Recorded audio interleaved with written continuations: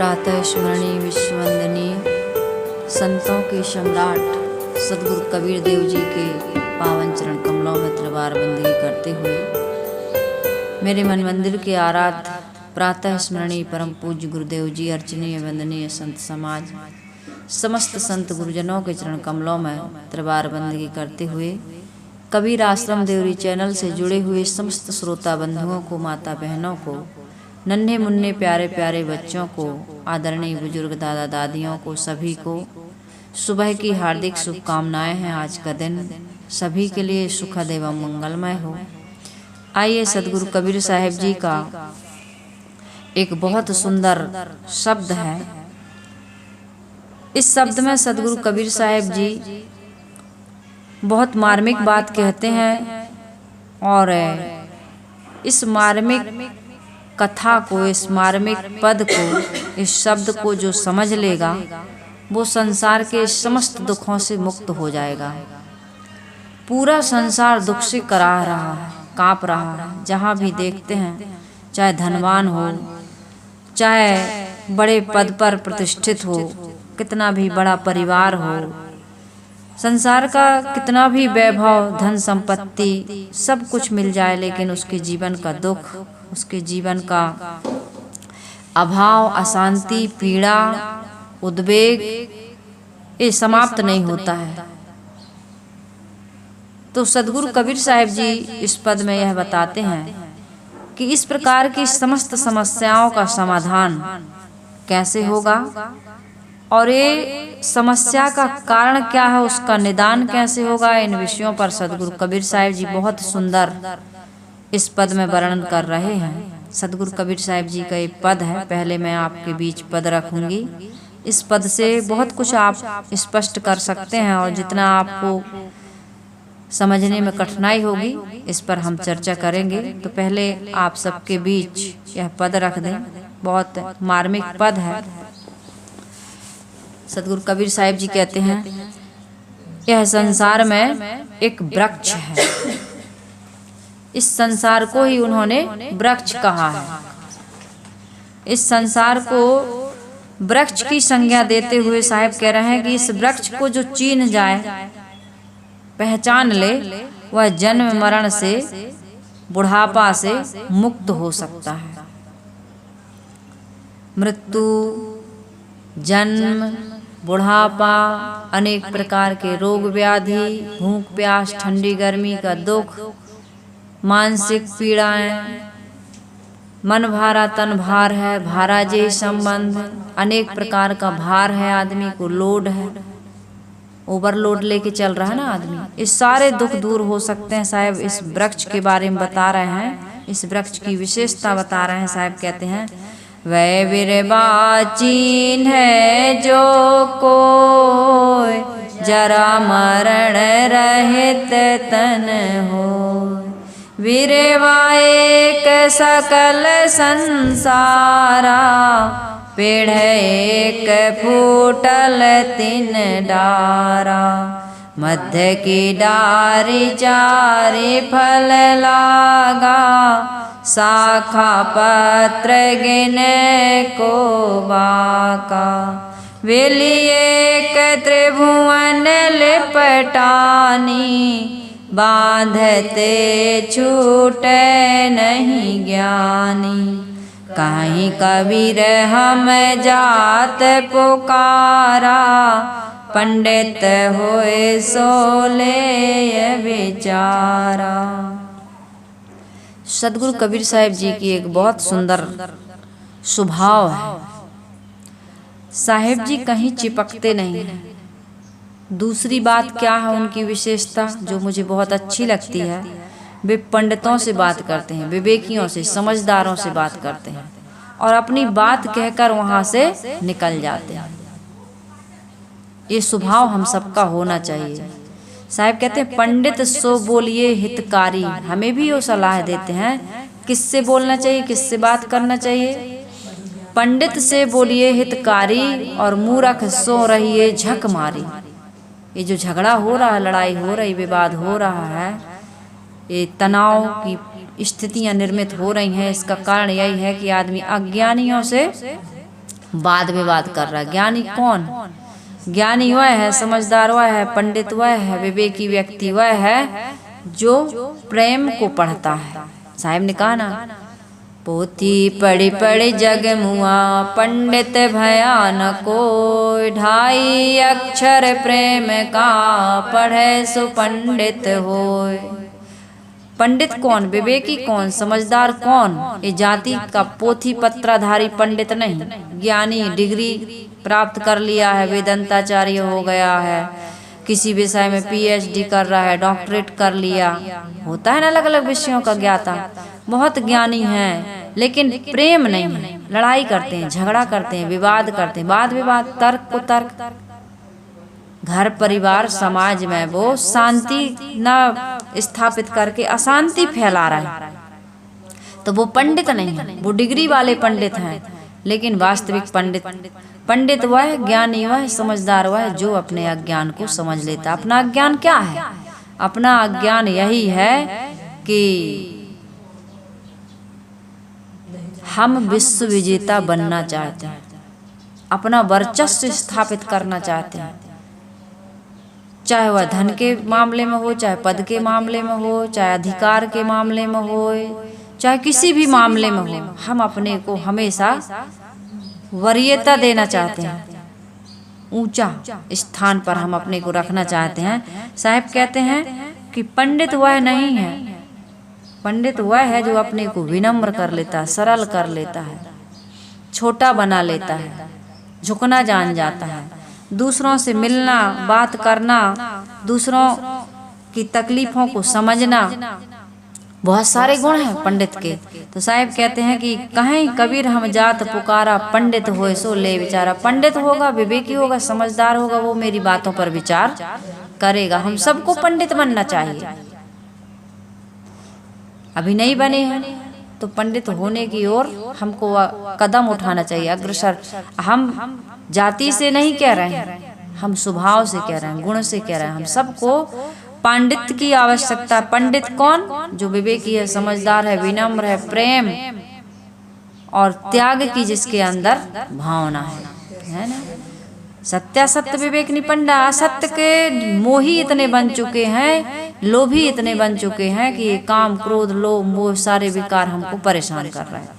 तो इसलिए साहिब जी बहुत सुंदर बात कह रहे हैं। एक वृक्ष है, कौन सा वृक्ष है? वे विरवा चीन है जो कोई, जरा मरण रहत तन होए। सदगुरु कबीर साहिब जी कहते हैं कि यह संसार एक वृक्ष है, बेविरवा। एक वह यानी यह संसार एक ऐसा वृक्ष है जो इसे समझ लेता है वह फिर जन्म धारण नहीं करता है। इस वृक्ष को समझना होगा। जो जन्म नहीं धारण करता है, शरीर यात्रा के सारे उपद्रव, रोग, विपत्ति, बुढ़ापा, मरण, संताप आदि आदि जितने दुख हैं वे सब छूट जाते हैं। संसार के समस्त दुखों का कारण क्या है? सारा दुख क्या है? जन्म लेना। और सारे सुख क्या है? जन्म से मुक्त हो जाना, देह से मुक्त हो जाना। हम सारा सुख पाना चाहते हैं, पूरा सुख पाना चाहते हैं, तो पूरा सुख तो तभी मिलेगा जब ये जन्म मरण से हम मुक्त हो जाएंगे, आवागमन के चक्र से मुक्त हो जाएंगे। लेकिन आदमी झूठे सुख को सुख कहें, मानत है मनमोद। जगत चवैना काल का, कछु मुख में कछु गोद। साहिब कह रहे हैं संसार के लोग तो झूठे सुख को ही सुख मान करके बहुत उसको पकड़ने का प्रयास कर रहा है। अब मिलेगा सुख, तब मिलेगा सुख। लंबे सुख की आशा वह गधा वाली कहानी में बताती हूँ कि नट की बेटी बांस लेकर के रस्सी पर चल रही है, तो वो सोचता है, नट कहता है कि देख गिरना नहीं तो इसी गधे से तेरी शादी कर दूंगा। तो नट का गधा बड़ा दुबला पतला है, खाने को नहीं मिलता। सामान लाद लाद के इस गांव से उस गांव जाता है, खम्बे से खूंटे से बांध दिया जाता है, हरी घास नहीं मिलती। धोबी का गधा कहता है चलो हमारे साथ, हम तो सुबह सूखे कपड़े ले जाते हैं, नदी तालाब के किनारे छोड़ देते हैं। जब धोबी हमारा मालिक धोता है, सुखाता है और फिर शाम को घर आने का होता है, तब तक मैं पूरा दिन हरी हरी घास चरता हूँ, मेरे साथ चलो। तो नट का गधा कहता है नहीं, मुझे लंबे सुख की आशा है। तो उसने पूछा क्या लंबे सुख की आशा है? तो नट की बेटी जो है वो किसी दिन तो गिरेगी और मेरी शादी उसके साथ हो जाएगी। होता नहीं, वो तो लोगों के मनोरंजन के लिए कहता है, तो हम संसार के मनोरंजन को ही सुख मान लेते हैं। इस मनोरंजन में हमको लगता जरूर है कि अब मिलेगा सुख, तब मिलेगा सुख। बच्चा छोटा होता है, सोचता है बड़ा हो जाए, तब बड़ा हो जाऊं तब सुख मिलेगा, पढ़ लिख लूं, अच्छी डिग्री से पास हो जाऊं, कोई नौकरी मिल जाए, है ना, शादी हो जाए, बच्चे हो जाएं, अब मिलेगा सुख, अब मिलेगा सुख। लेकिन सुख मिलता नहीं। सुख ढूंढ रहे तुम वन में, फिर यहाँ सुख नहीं मिलता तो वन में चला जाता है, एकांत में चला जाता है। अरे भीड़ में सुख नहीं मिला, अब एकांत में सुख मिलेगा। लेकिन न भीड़ में सुख मिलता उसे, न एकांत में। साहिब कहते हैं सुख ढूंढ रहे तुम वन में, गिरी गौहर के कंदर में। गिरी गौहर के यानी गुफाओं में, कंदरा में, गुफाओं में सुख ढूंढ रहे हो। जंगल में, पहाड़ में, पहाड़ की चोटी पर या तलहटी में तुम गुफाएं जहाँ पर भी बनी है वहां जाकर के तुम मन को देखते हो, शांत करते हो, होता नहीं शांत। ये मन बड़ा परेशान करता है, यह मन बड़ा चंचल है, जितना इसे समझाऊं उतना ही मचल जाए। अब भजन नहीं हो रहा है, कहाँ होगा भजन? भजन हो ही नहीं सकता है अब बुढ़ापे में। अब इसमें खुरापात भर ली है, बाहर से सुख पाने का बहुत प्रयास किया और उसमें इतनी खुरापात भर गई, इतना अशांति हो गई, इतना मन बेचैन होगा, संसार से इतना धोखा, इतना फरेब मिला, इतना विश्वासघात हुआ, लोगों को बहुत हम इतना अपना समझे, इनके लिए अपना जीवन बर्बाद, मतलब जीवन को पूरा ऊर्जा को, शक्ति को, सामर्थ्य को, सबको लगा दिए, लेकिन हमारा नहीं हुआ ये संसार। तब हमें बड़ा दुख हुआ। हमने सोचा चलो अब हम जंगल में जाकर सबको छोड़ करके अब एकांत में जाएंगे। तो साहिब कह रहे हैं वहां भी तुम सुख ढूंढने के लिए गए, सुख ढूंढ रहे तुम वन में, गिरी गौहर के कंदर में, पर पता नहीं तू पाया हुआ है तेरे अंदर में। तेरे ही अंतः स्थल में सुख सागर लहराता है, पर तू विपन्न होकर के दर दर ठोकर खाता है। ये मन विषयों से मुड़ता नहीं। जब मन विषयों से मुड़कर अपने में आ जाएगा, साहिब कह रहे सब चंचलता को तजकर स्थिरता को पाएगा। ये नहीं हो पा रहा, न चंचलता जा रही है न स्थिरता आ रही है। सब चंचलता को तजकर स्थिरता को पाएगा, तब सुख का स्रोत खुलेगा। ये हमको तो किसी ने बताया ही नहीं कि तब सुख का स्रोत खुलता है।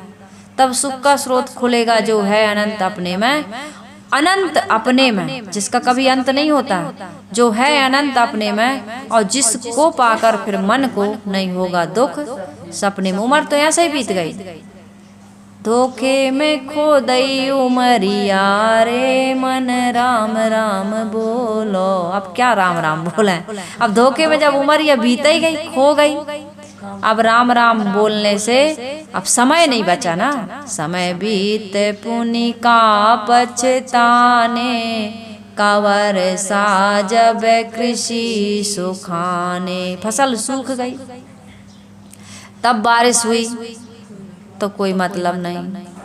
अब तो ऐसे लग रहा है पानी में आग लगा दो, अब काय के लिए बरस रहा है। कहते हैं ना लोग, अरे सब फसल सूख गई तब बरस रहा है ना। तो ऐसे हमारे जीवन में उम्र बीत गई, जीने का ढंग नहीं आया, समझ नहीं जगी, विवेक नहीं जगा।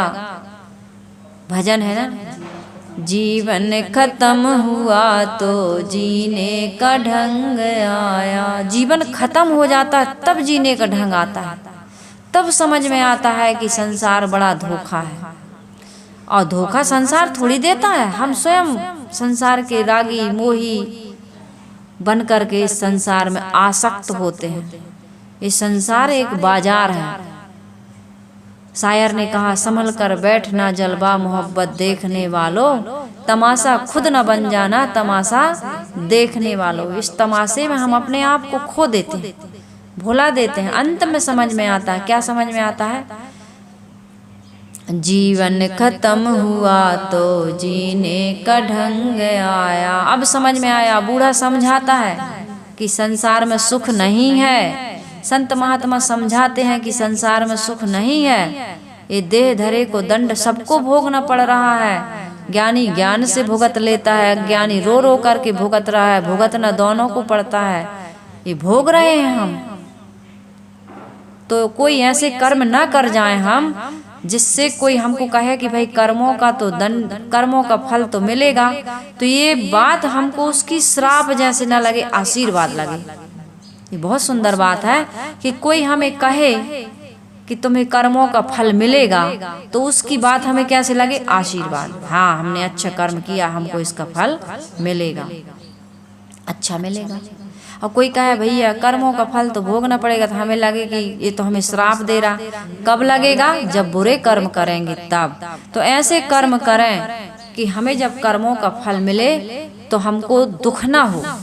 कोई कह दे कर्मों का फल भोगना पड़ेगा, तो ये ना लगे कि कोई अभिशाप दे रहा, ये लगे कि आशीर्वाद दे रहा। तो जीवन खत्म हुआ तो जीने का ढंग आया, जब बुझ गई समा तो, जब बुझ गई समा तो महफिल में रंग आया। जीवन खत्म हुआ तो जीने का ढंग आया। अब बूढ़े के पास अकल तो है, बूढ़े के पास अकल तो है, लेकिन कुछ भी करने का सामर्थ्य नहीं है। अब वो दूसरे को कह रहा भैया सावधान रहना, लेकिन आदमी सावधान होता नहीं है। यदि सावधान हो जाता तो फिर तो उसका काम ही बन जाता, लेकिन दूसरे की वो बात मानता नहीं। जब तक आदमी जीव स्वयं प्रैक्टिकल ना कर ले, तब तक वो दूसरे के ज्ञान से कोई लाभ ले नहीं पाता। लेकिन कितने ऐसे लोग हैं जो दूसरे की बात से भी लाभ ले लेते हैं। तो इसलिए हमें अपने जीवन में सदगुरु कबीर साहिब जी ये कह रहे हैं कि बिरवा एक सकल संसारा, पेड़ एक फूटल तीन डारा। एक ऐसा पेड़ है जो सारे संसार में एक पेड़ है, यानी कि ये संसार ही पूरा पेड़ है। ये पूरा संसार, जन्म मरण देने वाला ये संसार पेड़ ही तो है। पेड़ से फल लगते हैं कि नहीं लगते हैं।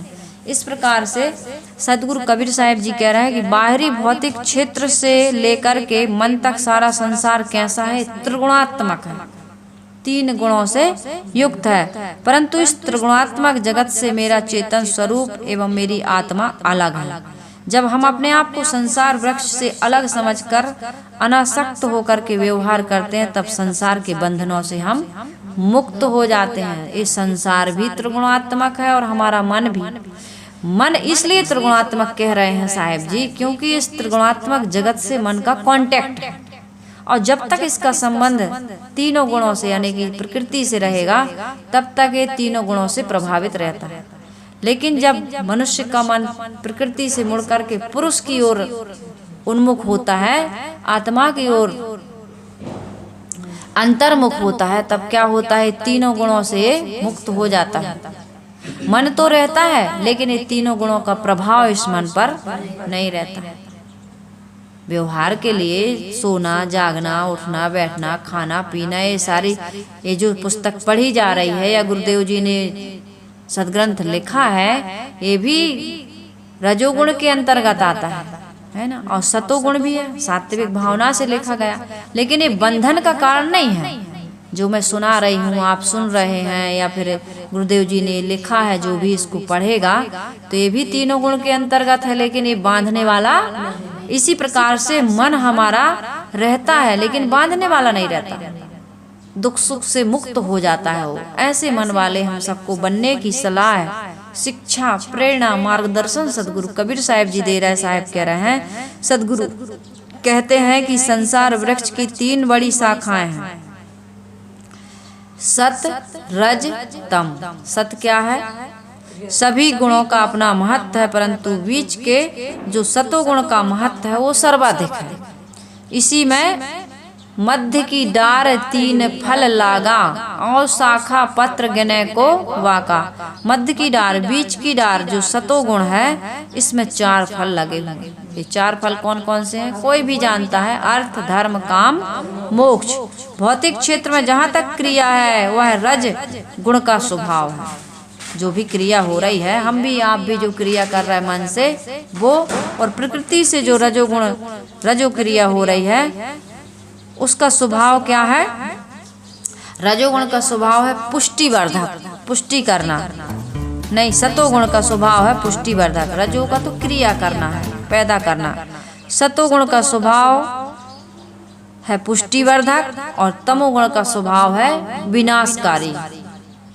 लेकिन इसकी भी जरूरत है। विनाशकारी अर्थात जैसे नींद आती है, पढ़ना लिखना है तो प्रकाश की आवश्यकता है, काम धंधा करना है तो प्रकाश की आवश्यकता है। तो रजोगुण की आवश्यकता है, सतोगुण की भी आवश्यकता है, लेकिन तमोगुण की भी आवश्यकता है। जब नींद आती है तो अंधकार की हमें आवश्यकता पड़ती है। इसी प्रकार मन में क्रिया हो रही है, रज सत तम, ये पूरा मन में भी हो रहा है।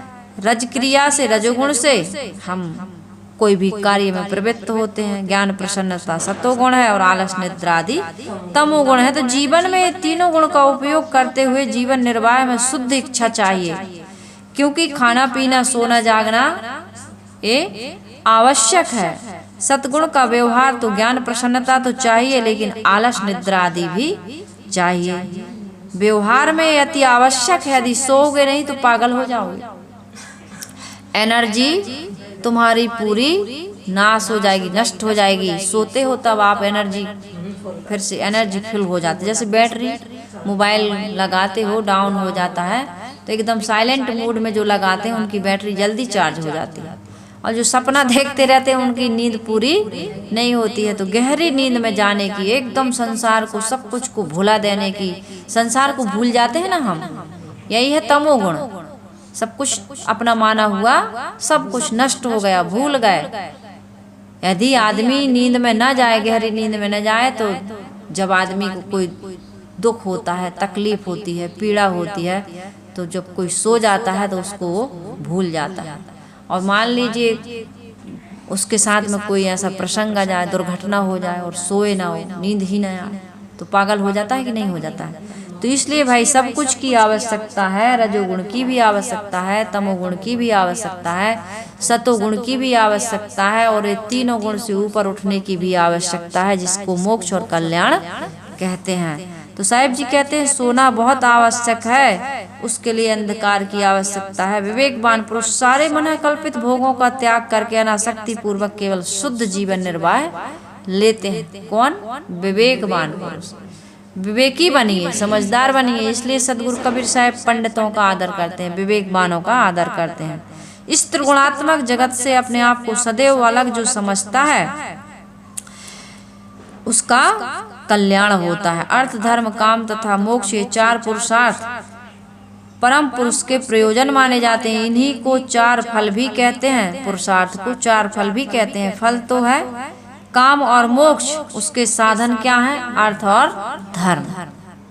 परिश्रम से अर्थ मिलता है और परोपकार से धर्म होता है, और इच्छाओं के त्याग से कामनाओं की पूर्ति होती है। तुम सोचो कि इच्छाओं की पूर्ति से ही कामना की पूर्ति हो जाए, तो यह असंभव है। इच्छाओं की त्याग से आवश्यकता की पूर्ति और इच्छा के त्याग से हमें क्या होती? कामनाओं की पूर्ति होती है। और मोक्ष अनासक्ति पूर्वक जीवन निर्वाह करने से मोक्ष की प्राप्ति होती है, आसक्ति पूर्वक नहीं। इसलिए सदगुरु कबीर साहब जी कहते हैं कि मध्य की डार तीन फल लागा, शाखा पत्र गिने को बाका। सदगुरु कबीर साहब जी कह रहे हैं कि और अनेक शाखाएं हैं। किसकी शाखाएं हैं? त्रिगुण की। उत्पत्ति, स्थिति, विनाश, इच्छा, क्रिया, ज्ञान आदि अनेक शाखाएं हैं। वह ना संपूर्ण गिनाया जा सकता है, ना उनकी आवश्यकता है। इसलिए तीन गुणों को समझिए और चार पुरुषार्थ को समझ करके अपने जीवन में हमको धर्म और मोक्ष की आवश्यकता है। सदगुरु कबीर साहब जी एक आगे और बड़ी महत्वपूर्ण बात कह रहे हैं कि बेल एक त्रिभुवन लिपटानी और बांधे ते छूटे नहीं ज्ञानी। यह पंक्ति बहुत मार्मिक है। संसार रूपी वृक्ष की एक लता है। ये लता कैसी है? तीनों भुवनों में लिपटी है। रजोगुणी, तमोगुणी, सतोगुणी तीनों के ऊपर इसने अपना वर्चस्व जमा रखा है। सदगुरु कबीर साहब के 3 भुवन, ये ऊपर नीचे का नहीं बता रहे हैं, आकाश पाताल या पृथ्वी लोक का नहीं बता रहे हैं। यहाँ पर 3 लोक हैं, रजोगुण, तमोगुण और सतोगुण। समस्त संसार तथा इससे भी अधिक व्यवहारिक अर्थ क्या है, समस्त त्रिगुणी जीवों को इसने बांध लिया है। सदगुरु कबीर साहब कह रहे हैं कि ये लता कौन सी है, ये लता है ऐष्णा की लता, पुत्रेष्णा, वित्तेष्णा, लोकेष्णा, इसी में ये पूरा संसार बंधा हुआ है। इस लता को कोई काट नहीं पा रहा है। इस लता को जो काट देगा वो संसार वृक्ष में फिर से इसका रसास्वादन करने नहीं आएगा। इस संसार में फिर से वो जन्म मरण का जो कारण है संसार वृक्ष, जब उसको काट लेगा तो इस जन्म मरण के चक्कर से वो मुक्त हो जाएगा। और जन्म मरण के चक्कर से मुक्त होने की सोच, समझ, जिज्ञासा, भावना बहुत कम लोगों में होती। संसार के लोग तो कहते हैं अरे दुख है तभी तो सुख का महत्व है, यदि दुख नहीं होगा तो सुख का क्या महत्व। इस संसार के भोगी लोगों को जब तक हमारा मन भोगी बना रहता है तब तक हमको ये जन्म मृत्यु का खेल बहुत अच्छा लगता है, संयोग वियोग का खेल बहुत अच्छा लगता है, बिछुड़ करके फिर मिलने की जो इच्छा होती है बहुत अच्छा लगता है ना। आदमी को कितना भी कष्ट मिले, कितनी भी पीड़ा मिले, लेकिन ये प्रजनन करना, भोगों को भोगना, ये सब अच्छा लगता है। आदमी इतना इसमें डूब चुका है, इतना इसका आदी हो चुका है कि जैसे कोई मिर्ची खाता है ना, कई प्रकार के उदाहरण हैं। मिर्ची से जीभ एकदम नाक कान से पानी आ रहा है, आँख नाक से, कान से क्या आएगा नाक से आँख से पानी आ रहा है, जीभ एकदम बिल्कुल ऐंठ चुकी, लेकिन बिना मिर्ची के हमें आम का अचार इतना अच्छा लग रहा, घुटने में कमर में दर्द है, लेकिन आम के अचार के बिना भोजन नहीं खा सकते। मीठा चाहिए, शुगर हो गई, लेकिन इतना मन जा रहा मीठा खाने के लिए कि क्या बताएं, भात खाना है, मीठा खाना है, आसक्ति खा खा कर के आदमी परेशान। गुरुदेव जी के पास एक व्यक्ति आया, कहा हमारे पिताजी को आप समझा दीजिए। गुरुदेव जी ने कहा क्या हो गया। हमारे पिताजी को ऑयली चीजें डॉक्टर ने मना किया है, और वो जब भी घर में कोई मेहमान आता है, रिश्तेदार आते हैं, तो बनता है भाई मेहमानों को स्वागत में, तो पिताजी को ना दो तो लड़ाई करते हैं। और जैसे ही खाते हैं, अब मेहमानों के सामने अच्छा नहीं लगता है, कोई मेहमान आया, कोई गेस्ट आया है ना, इष्ट मित्र आते हैं, ना दें तो पिताजी को खिला नहीं रहे हैं, झगड़ा कर देते हैं, अच्छा नहीं लगता है, बेइज्जती होती है, तुरंत उनको उल्टी होती है, तुरंत उनको पतली दस्त हो जाते हैं, पेचिस हो जाता है, लेकिन वो मानते नहीं। आप पिताजी को समझाइए। तो गुरुदेव जी ने कहा ठीक है, चर्चा करेंगे समय से। गुरुदेव जी ऐसे ही शिक्षा उपदेश दे रहे थे। गुरुदेव जी के हर प्रवचन में रहता था कि कम खाओ और गम खाओ, अर्थात पेट को हल्का रखना चाहिए, पेट को साफ रखना चाहिए। जो व्यक्ति खाने में संयम नहीं रखता है उसका जीवन कभी सुखी नहीं होता है। तो उन्होंने बताया कि खाने पीने में संयम रखना चाहिए। कहा हाँ, खाने पीने में संयम रखना चाहिए, लेकिन साहब ये जिभिया बस में नहीं होती, जिभिया हमारे बस में नहीं। तो कहा कि भाई जीभ को तो बस में करना ही पड़ेगा, जीभ को तो कंट्रोल में रखना ही पड़ेगा। यदि कम नहीं खाओगे तो फिर बीमार पड़ जाओगे। तो साहब ने कहा कि बीमारी से बचना है तो संयम से रहिए, थोड़ी सी जीभ पर कंट्रोल करिए। तो उन्होंने कहा कि साहब बीमारी तो है ही, मैं खा लेता हूँ, रोक नहीं पाता हूँ, फिर मुझे उल्टी दस्त हो जाते हैं। तो गुरुदेव जी ने कहा फिर कष्ट पाते हो। कहे साहब जितना खाने में सुख मिलता है उतना उल्टी और दस्त में हमें कष्ट नहीं मिलता है। तो गुरुदेव जी ने कहा भैया जब जहाँ ऐसी सोच है, थोड़े से सुख के लिए तुम कष्ट को भी कष्ट नहीं समझते हो, कितने देर तक खाओगे? 10 मिनट 5 मिनट, जुबान पर कितने मिनट रहेगा? सेकंड, मिनट भी नहीं रहता। जुबान घाटी न के माटी है, लेकिन ये जीव की आसक्ति आदमी को परेशान कर रही, नचा रही। बोलने की आदत, खाने की आदत, अनावश्यक क्रियाओं को करने की आदत जो बन चुकी है, ये अनावश्यक ही तो है। भोजन पेट भर कर लिए, लेकिन तम्बाकू चाहिए, गुटखा चाहिए, सिगरेट चाहिए, बीड़ी चाहिए, पान चाहिए, ये सब कुछ चाहिए, ये अनावश्यक क्रिया है। और बहुत सारे शरीर के जो भोग हैं वो अनावश्यक है। लेकिन भोगी आदमी के सामने ये चर्चा कर दो। एक व्यक्ति कह रहा है कि ब्रह्मचर्य का पालन कर लेंगे तो सृष्टि कैसे चलेगी, ये पूरी सृष्टि, अन्य जीवों का उद्धार कैसे होगा, अन्य खानियों से वो मुक्त होकर मनुष्य शरीर में कैसे आएंगे यदि सभी संसार के लोग ब्रह्मचारी हो जाएं। खुद ब्रह्मचारी बन नहीं सकते, संसार के लोगों के लिए वो सोचता है कि सभी ब्रह्मचारी बन जाए। मैं नहीं बनूंगा भाई, सब बन जाएंगे तो तुम्हारे बनने से सब कैसे बन जाएंगे। तुम अपनी मन इंद्रियों को नहीं रोक सकते हो, संसार की चिंता फिक्र करते हो, जो बिल्कुल असंभव बात है। तुम अपना दुख मिटाओ, अपना भवन बुहारो, अपना घर साफ करते हो ना, कि गांव भर का घर साफ करने जाते हो। अपने दुख को दूर करते हो, गांव भर का दुख दूर करने जाते हो। अपनी समस्या का समाधान करते हो, गांव भर की समस्याओं का समाधान करने जाते हो। तुम अपनी समस्या का समाधान करो, गांव भर की समस्या के बारे में क्यों सोचते हो। पूरे ब्रह्मचारी हो जाएंगे, हो ही नहीं सकता। तुम बाल बच्चे वाले हो गए हो, नाती पोता आ गए हैं, तब भी तुम ब्रह्मचारी नहीं बन पा रहे हो। कहते हो कि संसार के लोग सब ब्रह्मचारी बन जाएंगे तो अन्य खानियों के जीवों को उद्धार। तुमने ये खानियां बनाई हैं क्या। कितना उल्टा पुल्टा आदमी सोचता है। सदगुरु कबीर साहिब जी कह रहे हैं, बेली एक त्रिभुवन लिपटानी, बांधे ते छूटे नहीं ज्ञानी।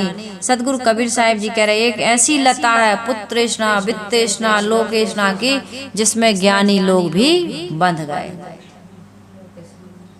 चटक मटक में दुनिया रीझे, राग रंग में दुनिया रीझे, चटक मटक में नारी, भाव भक्ति में साधु रीझे, तीनों निपट अनाड़ी। ये पूजा मान प्रतिष्ठा ये आदमी को बांध रही है। बांध रही कि नहीं बांध रही। गुरु लोगों को, प्रवक्ता लोगों को। गुरुदेव जी से कल मैंने फोन में बात की तो गुरुदेव जी ने यही कहा कि देखो ये साधुओं को भी ये मान प्रतिष्ठा यश कीर्ति पूजा गुरुआई बांध लेती है, इसलिए सावधान रहना। सदगुरु कबीर साहिब जी ने एक जगह हमारे गुरुदेव जी ने कहा ना, कहीं बाग बगीचे आएंगे ये अपनी छटा दिखाएंगे, रंग रंग के फूलों में तुम नहीं लुभाना, ये मोक्ष मार्गी संभल संभल कर जाना, जो चूक गया फिर उसका नहीं ठिकाना, है मोक्ष मार्गी संभल संभल कर जाना। जो चूक गया फिर उसका नहीं ठिकाना, ए मोक्ष मार्गी संभल संभल के आना। सहज नहीं वो है कि नारी का और धन संपत्ति का त्याग करना, कनक कामनी का त्याग करना सहज है, लेकिन मान प्रतिष्ठा का त्याग करना ये ज्ञानियों के लिए भी कठिन हो जाता है। इसलिए गुरुदेव जी सावधान करते हैं कि ये मोक्ष मार्गी संभल संभल, ये भी ऐसा है मेरा नाम हो जाए, मेरी कीर्ति हो जाए, लोग मुझे जाने, मेरा प्रचार प्रसार हो जाए, मेरे बहुत सारे चेले बन जाएं, है ना, मेरे बड़े बड़े बैनर और पोस्टर लग जाएं, मेरे कार्यक्रम बड़े बड़े मंचों से हों, मुझे देश विदेश में लोग जानने लगे। ये भी ऐसा है, ये भी आदमी को संसार वृक्ष में बांधने वाली है, जन्म मरण से मुक्त करने वाली नहीं है। इसलिए इसकी इच्छा भी हमको त्याग देना चाहिए। जब तक इसकी इच्छा नहीं त्यागोगे तब तक तुम सुखी नहीं हो सकते हो। पूजा सेवा पाए जो होए खुशी नहीं लेस, वही गुरुन के गुरु वह मन के शत्रु हमेश। ये मन शत्रु हमको डुबा देगा, इसलिए ऐसे मन को आप शत्रु समझ करके पूजा सेवा पाए जो होए खुशी नहीं ले। तुम्हारी पूजा हो, तुम्हारी बड़ी सेवा हो, लेकिन मन में ये अहंता, ये ममता न जगा लेने, अहंकार, ये ईर्ष्या ना हो जाना चाहिए कि मेरी बड़ी पूजा प्रतिष्ठा हो रही है तो मैं बहुत बड़ा बन गया, या ऐसी पूजा प्रतिष्ठा का मैं भोगी बन जाऊं। अब इसके बिना मैं काशी साहेब जी बुरहानपुर के महंती गद्दी पर बैठे थे, लेकिन उन्होंने महंती गद्दी को त्याग करके एकदम अकेले होकर विरक्त होकर के फिर चले गए और सरयू किनारे वहां उनको अटैक आया। क्या हुआ, उनका शरीर छूट गया। रहते रहते अपनी पदवी को, अपनी गद्दी को दूसरे को सौंप करके वो सब कुछ त्याग करके चले गए। सदगुरु काशी साहेब जी, काशी साहेब के बारे में बताएं। ऐसे ऐसे महापुरुष घर गृहस्थी को त्याग करके तो आदमी चला जाता है, लेकिन मठ महंती में जा करके वहां बंध जाता है। तो साहेब कह रहे हैं, बेलिए कि त्रिभुवन लिपटानी, बांधे ते छूटे नहीं ज्ञानी। ये ऐसा मनुष्य के मन में कि लोग हमें भी जाने। पहले के संत महात्मा होते थे, बड़े साधारण ढंग से जीवन जिया करते थे, जंगलों में कुटी बना करके रहते थे, थोड़े में निर्वाह करते थे। थोड़े में निर्वाह ले संचय छोड़ी सुपास, मन की आशा दूर धरी अभय स्वरूप मां बास। हम भय रहित नहीं हो सकते हैं जब तक संसार की प्रवृत्ति लेकर के चलेंगे। इसलिए निर्भय होकर के हम सबको आत्म कल्याण की ओर अग्रसर होना चाहिए। संसार का मोह ही नहीं। इकट्ठे कर जहाँ के जर सभी मुल्कों के माली थे, सिकंदर जब गया दुनिया से दोनों हाथ खाली थे। सब कुछ छोड़ के जाना है, और मरने के बाद कोई नहीं जानता, किसी को नहीं पता कि कितना हमारे वाणी से, हमारे विचारों से, हमारे ग्रंथों से, हमारे आश्रम से लोगों का कल्याण हो रहा है या लोग लाभ ले रहे हैं किसी। इससे हमको आपको कोई लेना देना नहीं रह जाता है। आंख जब तक खुली है तब तक का ये सपना है, ये सपना है। ये हमारा संसार से जो संबंध है सपने जैसा है। थोड़े समय के लिए आंख खुलती है तो ये छोटा सा जो रात में हम सपना देखते हैं नींद में, वो टूट जाता है।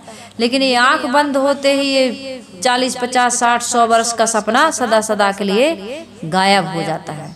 तो ऐसे सपना यह संसार लगता आए के, ये संसार पलटू साहब ने कहा ये सपना है। ज्ञान की आंख खुल जाती है तब कैसे लगता है, पूरा संसार सपना लगता है। सपना यह संसार लगता है कि चले जुआ में हार, मानुष तन पाए के। पलटू साहब कहते हैं जुआ में हार गए तुम। जैसे जुआ खेलने वाला एक जुआड़ी है, अपना सब कुछ दांव पर लगा करके फिर हाथ मलते हुए वापस आता है पश्चाताप करते हुए, उस हारे हुए जुआड़ी की तरह तुम्हारी स्थिति है। सपना यह संसार लगता है कि चले जुआ में हार, मानुष तन पाए के। देखत सोना लगे सकल जग कांच है। देखने में तो सोना लग रहा है, अरे बड़ा सुख है, बड़ा आनंद है, लेकिन एक कांच की गोली की तरह है। जैसे कांच की गोली थोड़े में फूट जाती है चटक करके, सपना यह संसार लगता आए के चले जुआ में हार, मानुष तन पाए के। देखत सोना लगे सकल जग कांच है, कांच है, कांच। कांच कितने जल्दी थोड़ी ठोकर में फूट जाता है।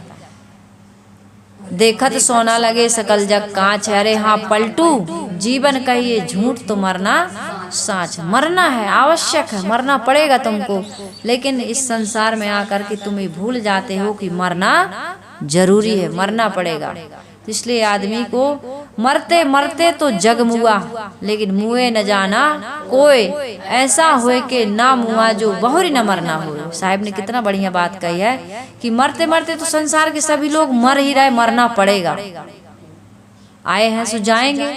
राजा रंग फकीर एक सिंहासन चढ़ चले, एक बंधे जात जंजीर। तुम जंजीरों में बंध कर जा रहे हो, आसक्त होकर के जा रहे हो। पुत्रेष्णा वित्तेष्णा में, लोकेष्णा में बंध करके जा रहे हो, अनासक्त होकर नहीं जा रहे। सिंहासन पर, अनासक्ति रूपी सिंहासन पर आरूढ़ होकर नहीं जा रहे। फिर आओगे यहीं, फिर तुमको यहीं आना है। पुनरपि जन्नम पुनरपि मरणम पुनरपि जननी जठरे शयनम। 84 के चक्कर से तुम मुक्त होने का काम इस जीवन में आकर के नहीं किए, तुमको फिर आना है इसी संसार में। इसलिए साहब कह रहे हैं कि भाई मरते मरते जग मुआ, मुए न जाना कोई। ऐसा होए के ना मुआ, ऐसा होकर के तुम नहीं मरे कि बहुरी न मरना होए। जीते जी जीने की इच्छा जो त्याग देता है वह फिर जन्म धारण नहीं कर, किसी देह में नहीं जाता है। तो इसलिए साहिब कह रहे हैं, बेल एक त्रिभुवन लिपटानी और बांधे ते छूटे नहीं ज्ञानी। ये संसार पूरा एक सराय खाना है, मुसाफिर खाना है। इस संसार में आकर के हमें बहुत सुंदर जीवन जीना चाहिए। सदगुरु श्री अभिलाष साहिब जी कहते हैं, यह संसार सराय मुसाफिर दो दिन रहने आया है, दो दिन रहने आया मुसाफिर, दो दिन रहने आया है। 2 दिन के लिए क्या पुत्रेष्णा, क्या वित्तेष्णा, क्या लोकेष्णा, सब छोड़ छोड़ करके जाना है। लेकिन आदमी भूल गया कि हमें जाना है। एक बहुत बड़ी भूल उसने की है। साहिब कह रहे हैं, ग्रह संपत्ति में तू मत भूले, ये सपना की माया है। घर में और संपत्ति में, पुत्र में और परिवार में भूलो मत, ये सपने की माया है। को है तेरा तू है किसका, को है तेरा तू है किसका, क्या ले कर के आया है, मरते दम फिर क्या ले जाए, जब छूटे यह काया है। यह संसार सराय मुसाफिर 2 दिन रहने आया है। साहिब जी कह रहे हैं, 2 दिन आए हो रहने के लिए, क्या लेकर के आए हो और क्या लेकर के जाओगे, इस पर कभी विचार किया? कभी विचार नहीं किया। विश्व विजेता बनने गया सिकंदर, लेके क्या गया? कुछ भी नहीं। पश्चाताप करते हुए गया। रोते रोते आए हम, शिकायत करते हुए जीते हम, और पश्चाताप करते हुए जाएंगे। ये जीवन की बहुत बड़ी हार है। हमको पश्चाताप करते हुए और शिकायत करते हुए जीना और पश्चाताप करते हुए नहीं जाना। हमको कैसे जीना है? हर्ष उल्लास आभार व्यक्त करते हुए। हमें क्या नहीं मिला बताओ? हम दरिद्र अपने आप को कहते हैं, अरे हमें ये नहीं करने दे रहा है पापा, ये नहीं खाने दे रहा है पापा, ये नहीं लेने दे रहा है पापा। पापा, पति, पत्नी रोकते हैं संसार के लोग, कहते हैं हम बड़े दुखी हैं, बड़े दरिद्र हैं। तुम्हें क्या नहीं मिला? तुम्हें जो मिला है उसकी कीमत नहीं समझते तुम। तुम्हें जो मिला है, अब बाहर से कुछ भी नहीं पाने की आवश्यकता है, बस जीवन सुंदर ढंग से जीने की आवश्यकता, कुछ पाने की आवश्यकता नहीं है। ये बहुत महत्वपूर्ण विषय है। हमें बाहर से अब कुछ पाने की आवश्यकता नहीं है, हमें सुंदर ढंग से जीवन जीने की आवश्यकता है। तुम्हें जो मिला है उसकी तुम्हें पहचान नहीं है। बहुत बेशकीमती ये मानव जीवन मिला, ये मानव का शरीर मिला, और इसके अंदर में आत्मा रूपी परमात्मा विराजमान है। अब आपको बाहर से न ईश्वर चाहिए, न ब्रह्म चाहिए, न परमात्मा चाहिए, क्योंकि इसके उपस्थिति में ही आप संसार को जान रहे हो और वो उपस्थित है। और क्या चाहिए? यदि वो निकल जाए तुम्हारे अंदर से तो किसी चीज का कोई महत्व नहीं है। तुम्हारे अंदर से जीव निकल जाए, आत्मा निकल जाए तो किसी चीज का महत्व रह जाएगा। लेकिन जब तक वो है तब तक उसका महत्व नहीं समझ रहे। जो है उसका महत्व नहीं समझते, जो नहीं है उसका हम महत्व समझते हैं। एक कहानी के माध्यम से समझें। एक बाजार में एक माँ अपने बेटे को लेकर के गई, तो माँ बहुत गरीब थी, पिता था नहीं। किसी प्रकार से वो अपने बेटे का भरण पोषण कर रही थी, खुद का जीवन चला रही थी। तो बच्चा बहुत छोटा था, गोद में था। तो बच्चा खिलौनों को देखता था तो कहता था, मम्मी मुझे खिलौना चाहिए। मिठाई को देखता था तो मम्मी मुझे मिठाई चाहिए। कपड़े देखता था तो मम्मी मुझे कपड़े चाहिए। बहुत रो रहा था। माँ कुछ कुछ बहाना करके उसको समझा रही थी कि खिलौने नकली हैं, ये मिठाई अच्छी नहीं है, ये कपड़े तो जल्दी से खराब हो जाएंगे, अच्छे वाले कपड़े दिलाऊंगी, महंगे वाले कपड़े दिलाऊंगी, ऐसा कह के वो आगे बढ़ते जा रही थी। उसके पीछे एक बहुत धनी व्यक्ति ये सारी घटना को देख रहा था। वो भी चल रहा था मेले में, उसके पीछे पीछे जा रहा था, लेकिन दुर्भाग्य कि उसके बच्चा नहीं था। तो उस बच्चे को देख करके बड़ी दुख हो रहा था कि देखो मिठाई खाना चाह रहा है, खिलौने पाना चाह रहा, कपड़े लेना चाह रहा, लेकिन माँ के पास उसकी स्थिति को देखकर लगा कि परिस्थिति ठीक नहीं है। तो उसके मन में बहुत इच्छा हो रही थी कि कुछ दिला दूं, लेकिन वो जो माँ थी उस बच्चे की, वो जवान थी, है ना। तो उसने सोचा कि मैं इसकी हेल्प करूं, कुछ भी करूं, तो संसार है, पता नहीं ये माँ भी, ये बहन भी अच्छा समझेगी कि बुरा समझेगी, क्या समझेगी। संकोच बस कुछ कह नहीं पाया। इतने में मेले में भगदड़ हुई और माँ बेटे दोनों एक दूसरे से बिछुड़ गए और संयोग से वो बच्चा उस धनी व्यक्ति को मिल गया। अब बच्चा रो रहा है, किसके लिए? माँ के लिए। धनी व्यक्ति कहता है बेटा अभी माँ मिल जाएगी, ये वाला खिलौना चाहिए, आ मैं तुझे खिलौना दे दूं। नहीं मुझे मम्मी चाहिए, मुझे माँ चाहिए। आए कपड़े दिला दूं। नहीं मुझे मम्मी चाहिए। आए मिठाई खा ले, मिठाई दिलाता हूँ, जो चाहिए वो देने को तैयार हूँ। बेटा तू चुप हो जा।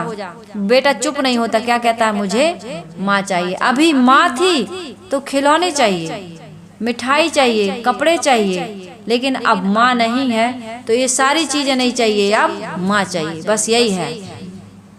ये बेशकीमती जीवन है, जब तक जीवन की वैल्यू नहीं समझते। धन चाहिए, पुत्र चाहिए, परिवार चाहिए, यश कीर्ति पद सम्मान चाहिए, बहुत सारी चीजें चाहिए जो बिल्कुल जरूरी नहीं है वो भी चाहिए।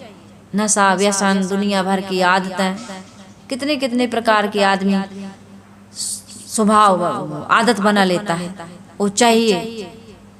और जो है उसको छोड़े छोड़े वो इधर उधर भटक रहा है, दुख पा रहा।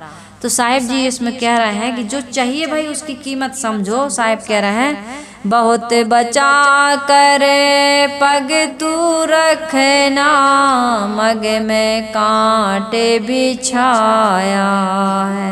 मोह न करना, बैर न करना, पंथी जाने अमाया है। तुम पंथी हो, पंथी यानी पथिक हो, रास्ते में चल रहे हो, यहाँ स्थायी तुम्हारा घर नहीं है। जैसे बच्चा छोटा होता है, अभी प्राइमरी के बच्चे बचपन के दोस्त कुछ अलग होते हैं, है ना।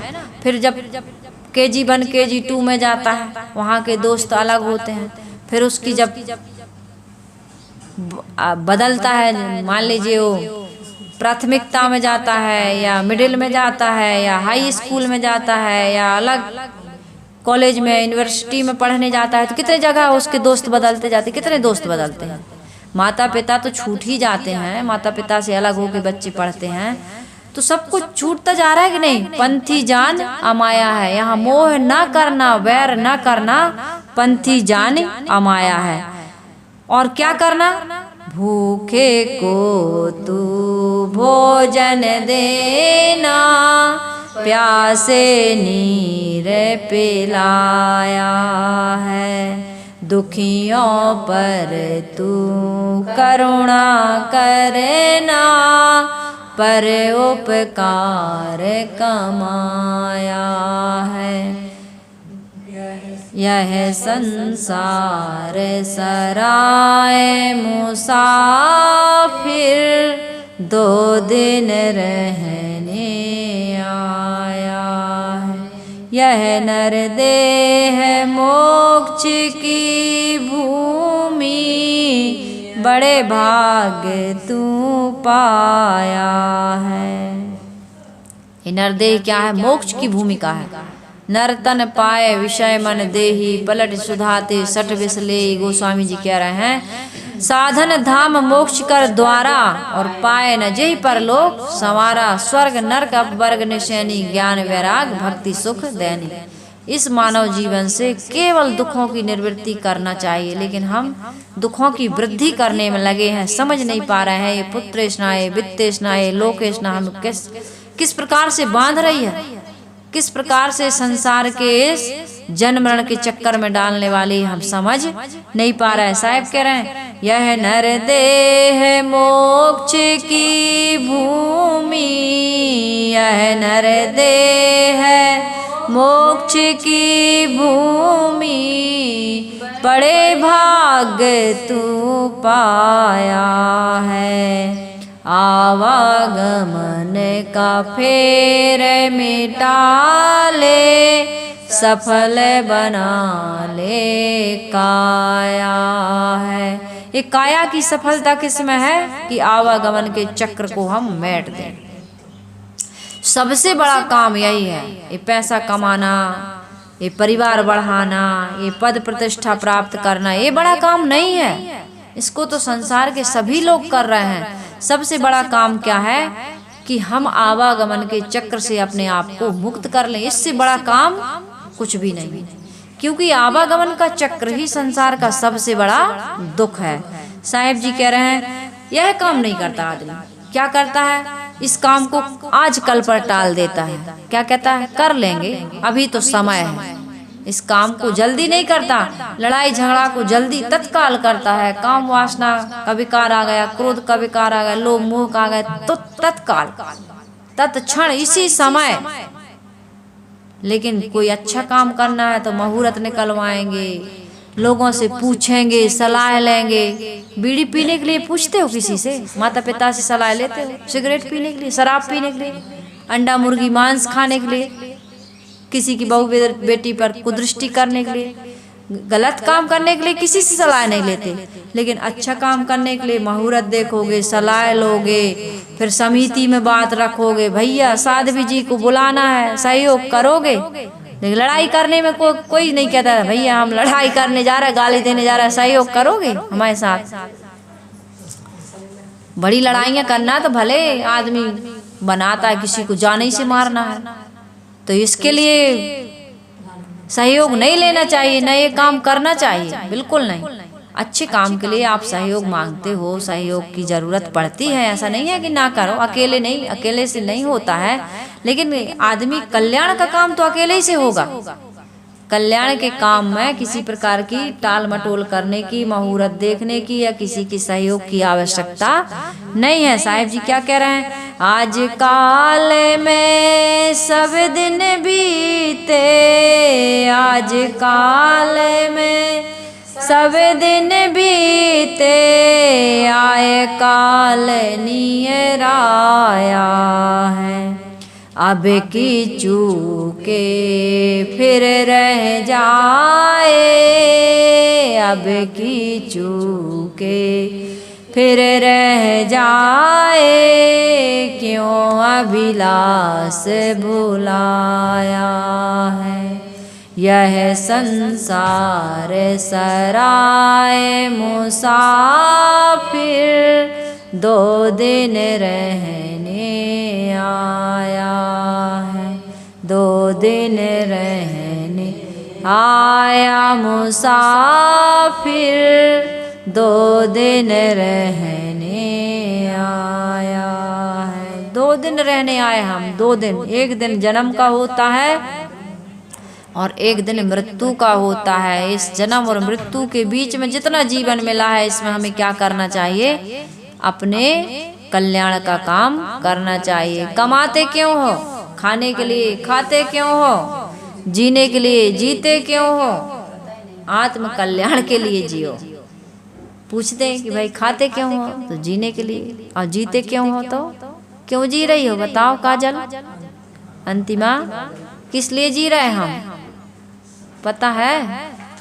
कमाते क्यों हैं, खाते क्यों हैं और जीते क्यों हैं, क्यों जी रहे हम? किसी को पता है? आपको पता है? नहीं पता। यही है, इसी को समझना है हमको कि हम जीते क्यों। कमाते तो खाने के लिए, खाते तो जीने के लिए, जीते क्यों? इसलिए जीते हैं कि आत्म कल्याण का काम करना है। जो आत्म कल्याण के लिए जीता है वह संसार में कभी दुखी नहीं होता, क्योंकि वो आसक्त नहीं होता, अनासक्त रहता है। त्याग पूर्वक जीता है, भोग पूर्वक नहीं जीता। वो खाने के लिए नहीं जीता है, बल्कि जीने के लिए खाता है। हम लोग खाने के लिए जी रहा है, खाने के लिए कमा रहा है ना, खाने के लिए जी रहा है।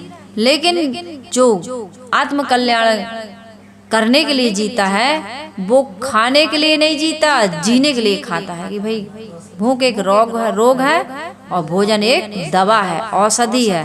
तो फिर वो अनासक्ति पूर्वक कोई स्वाद जिभ्या स्वार्थ कारणे नरकी ने बहुत उपाय, फिर वो मांस, मटन, दारू, सिगरेट, बीड़ी आदि जो गुटखा है, तमाकू, उसका सेवन या किसी प्रकार का कोई भी गलत काम नहीं करता है। उसकी मन इंद्रियों में एक संयम की शक्ति आ जाती है और वो अपने जीवन को बहुत ऊपर उठा लेता है। तो इसलिए साहिब कह रहे हैं कि ये पुत्रेष्णा, वित्रेष्णा, लोकेष्णा की जो लता है ये बड़ी सूक्ष्म है। इसको ज्ञानी लोग भी नहीं काट पाते हैं। इसका अर्थ यह नहीं है कि संसार के सभी ज्ञानी ऐसे होते हैं। ज्ञानी वह नहीं, मैंने शुरू में ही कहा ना, अभी बीच में आपको बताया कि ज्ञानी वह नहीं कि पंडित पोथी पढ़ जग मुआ, पंडित भयानक हो। पोथीधारी पत्राधारी पंडित नहीं, ज्ञानी नहीं, बल्कि कौन? अनुभव ज्ञानी वह है जो अपने अज्ञान को समझ, जो ये जान जाता है कि ये ऐसा ही, ये लता ही हमको बांध रही है और जो उसको काट देता है वह ज्ञानी इससे बचता है।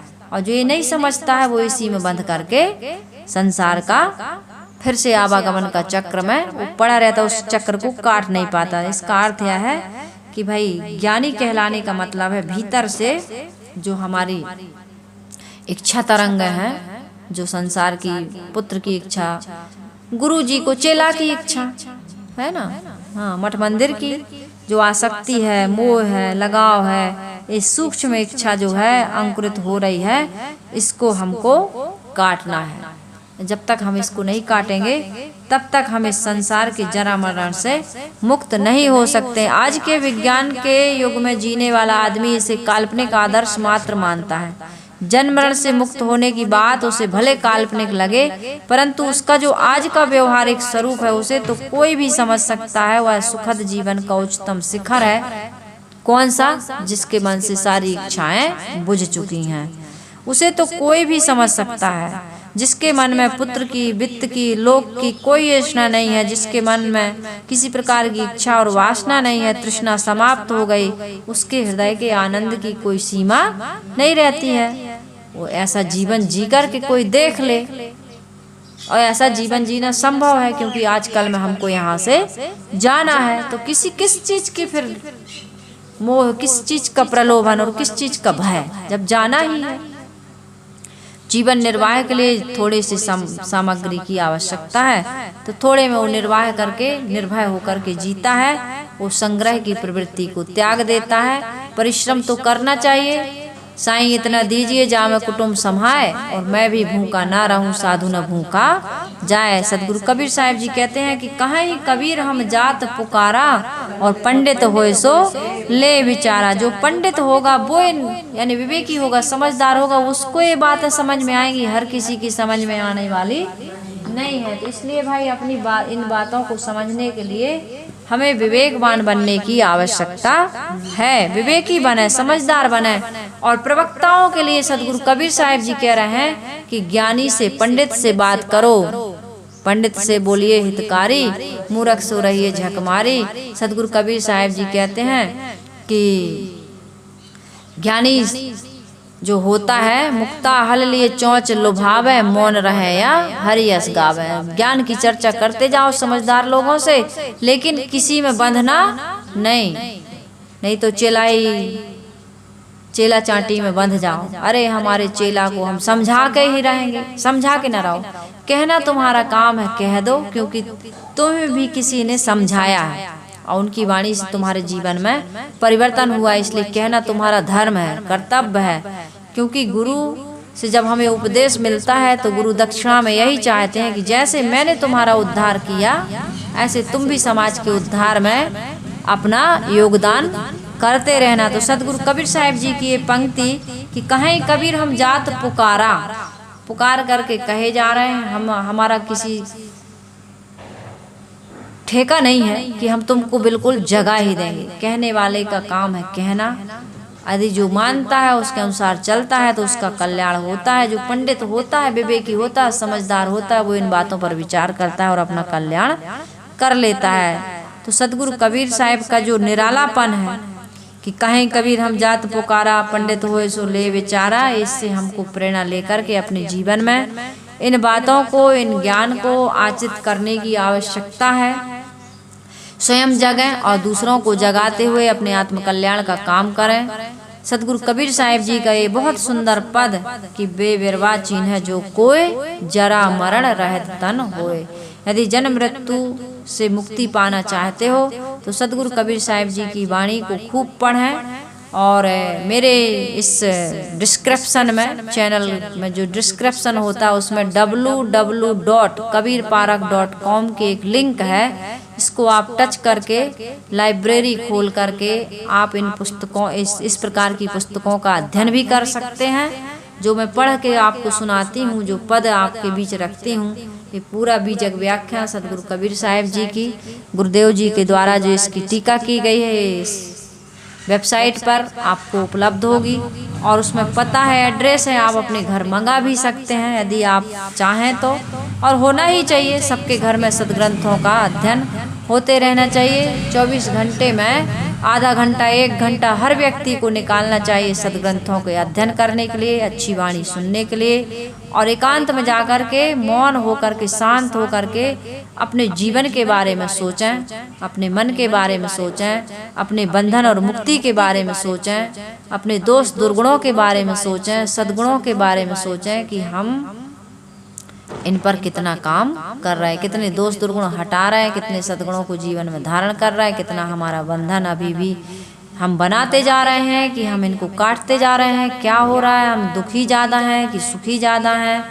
इन बातों पर यदि हम विचार करेंगे तो हमारे जीवन के सारे दुख दूर होंगे। कबीर आश्रम देवरी चैनल आप सबके जीवन में खुशहाली आए, सुख समृद्धि बढ़े, शांति मिले, प्रसन्नता मिले, मोक्ष और कल्याण की प्राप्ति हो, इसी उद्देश्य को लेकर सदगुरु कबीर साहब के विचार आप सबके बीच लेकर के आता रहता है।